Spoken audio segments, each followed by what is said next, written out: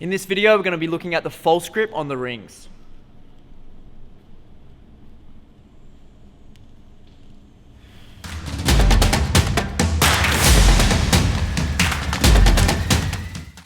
So the false grip's really important if you're working on strict muscle ups on the rings and also ring rolls.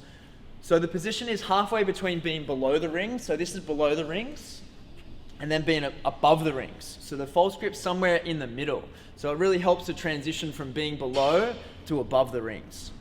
When we normally grab the rings of the bar, it normally sits across here, so we're gripping it like this. With the false grip, it's actually sitting on the wrist, so the pressure's here. So we're turning the hand and gripping around like this.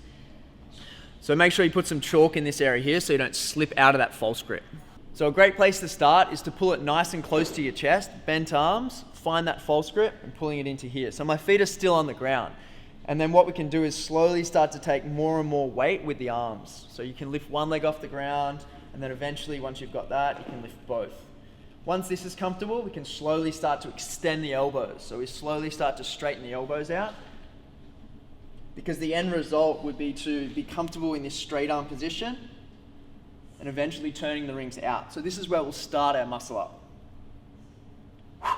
So the false grip is going to be really uncomfortable for a very long time. So what you need to do is expose yourself to it as much as possible. So by doing those hanging movements is a great way. You can also include it into some of your workouts. So if you're doing pull-ups on the rings, instead of holding this normal grip position below the rings, maybe see if you can do those pull-ups in a false grip.